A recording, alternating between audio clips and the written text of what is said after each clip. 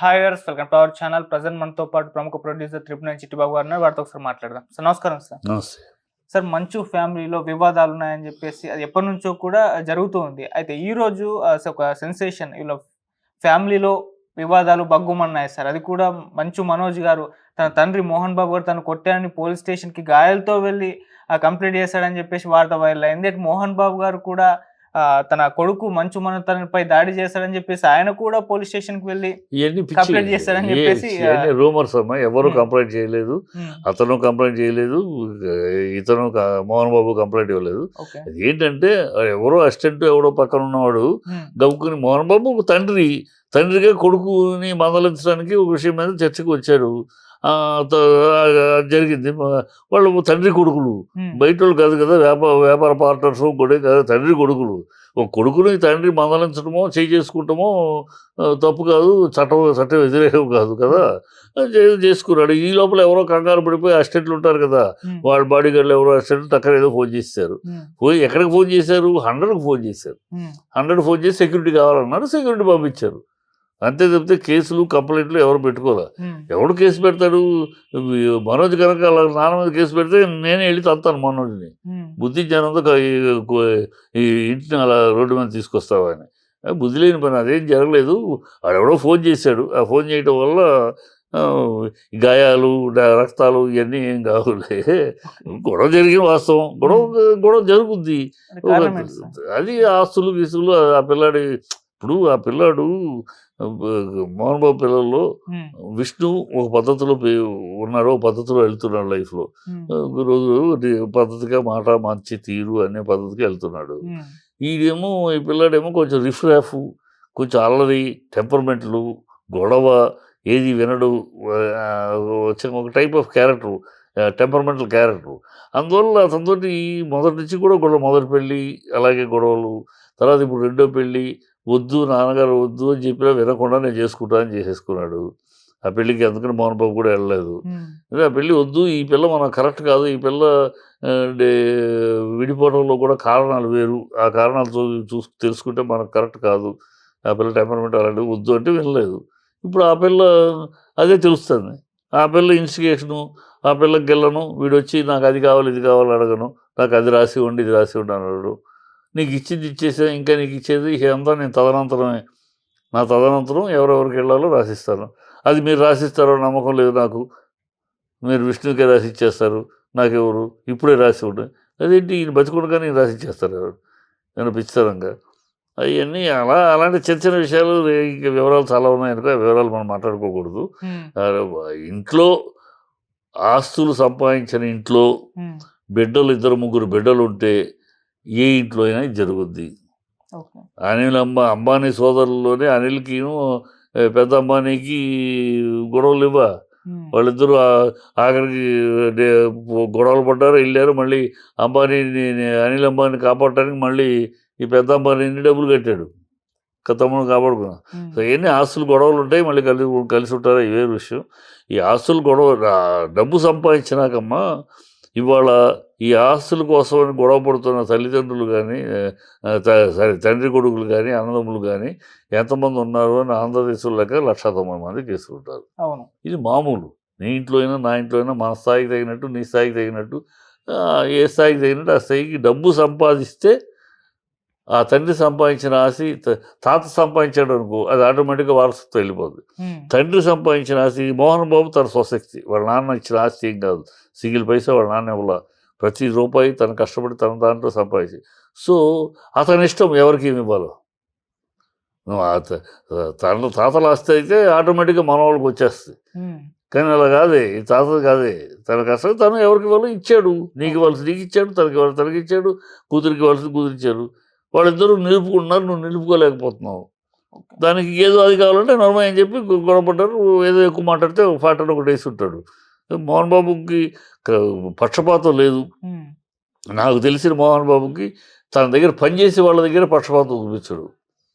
తన దగ్గర పనిచేసేవాడైనా కూడా ఒకటే, తన పర్సనల్ మేనేజర్ అయినా ఒకటే. తప్పంటే ఎవరినైనా సరే తప్పే. పనిచేసే వాళ్ళ దగ్గర పక్షపాతం చూపించాడు, బిడ్డల దగ్గర చూపిస్తాడా? నేను పక్షపాతం ఏం చూపించడు అతను. ఇతను నిలుపుకోలేక, ఇచ్చింది నిలుపుకోలేక, పెంచుకోలేక నిలుపుకుని పెంచుకుంటున్న వాడిని చూసి ఈర్ష్యపడి ఉమ్, నాకు అది కావాలి ఇది కావాలి ఎట్లా అది కరెక్ట్ కాదు కదా. కలెక్టర్ ఇలాంటివి జరుగుతూనే ఉంటాయి. అవన్నీ అసలు మనం పెద్ద పట్టించుకుని చర్చించాల్సిన విషయాలు కావు. ఓకే. ఎందుకంటే ఇది ఎక్కడా జరగద్ది కాదు. ఆ నవ్వు ఎక్కడో వినూత్నంగా ఎవరు ఎదురు చూడడం జరిగింది కాదు. ఉమ్. ఇది అన్ని కుటుంబాల్లో జరిగేది. ఆస్తులున్న చోట్ల అన్ని చోట్ల జరుగుతుంది. అంటే సెలబ్రిటీల ఇంట్లో జరిగినప్పుడు కాస్త అది కాస్త బయట జనాలకి ఇంట్రెస్ట్ ఉంటుంది, ఇంట్రెస్ట్ ఉంటుంది తప్పితే మీడియా అది వాళ్ళకి interest మీడియాకి ఉంటుంది. ఎక్కువ ఇంట్రెస్ట్ ఉంటుంది తప్పితే అనవసరం. ఓకే. నేను అనేది మీడియా కూడా పర్సనల్ మ్యాటర్ ఇవాళ పర్సనల్ విషయాలు ఉమ్, ఇండస్ట్రీకి సంబంధించి వాళ్ళు ఏదన్నా గొడవ పడ్డారు అనుకో అప్పుడు మీడియా ఎంటర్ అవ్వచ్చు. ఎందుకంటే సినిమాకి సంబంధించి మేము మీడియాకి సంబంధించి కాదు. ఇవాళ పర్సనల్ ఇంటి వాళ్ళ ఇంటి విషయం అది. అంటే వాళ్ళే ఇప్పుడు అంతకుముందు మనోజ్ గారు ఒక వీడియోని పోస్ట్ చేస్తారు సోషల్ మీడియాలో ఈ విధంగా, అంటే అదే అదే తప్పు. అప్పుడు చేసిన తప్పే.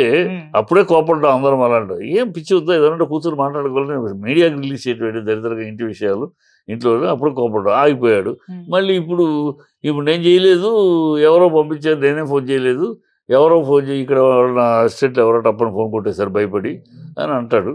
సరే ఏదైతేనో ఫోన్ కొట్టే 100కి ఫోన్ చేశారు. కేసులు పెట్టలా. ఉమ్, కేసులు పెడితే ఊరుకుంటారంటే పిచ్చే తత్తారు జనాలు. ఉమ్, తండ్రి మీద కేసులు పెట్టి ఇంతకన్నా నీచిపో ఉంటాడా అని అంటారు. ఉమ్, కానీ అదేం పెట్టలేదులే. మోహన్ బాబు కేసు పెట్టు అసలు లేదు. నేను మాట్లాడాను కదా. ఆ పిల్లాడి టెంపర్మెంట్ అంతే. టెంపర్మెంట్ వల్ల జరిగే అరిష్టాలు అంటే మంచు మనోజే కారణం ఈ అంతే గొడవలు అంతే అన్నిటికీ. అంతే. మంచు విష్ణు గారి సైడ్ నుంచి మోహన్ ఏం బాబు గారి అసలు సైడ్ నుంచి ఏం లేదు. సంబంధం లేదు అసలు. పాపం మంచు విష్ణు తన పని ఏదో తను చూసుకుంటూ పోతున్నాడు అంతే తప్పితే ఈ ఇంటర్ఫైర్ అవట్లా. ఉమ్, ఇంటర్ఫైర్ ఈ పిల్లాడే అది మంచు దగ్గర ఉన్నది నాకు కావాలి అనే తనకు మంచులాగా నువ్వు ఎదగలేకపోతే అది నీ కర్మ. ఉమ్, మంచు ఎవరితో గొడవ పెట్టుకోడు.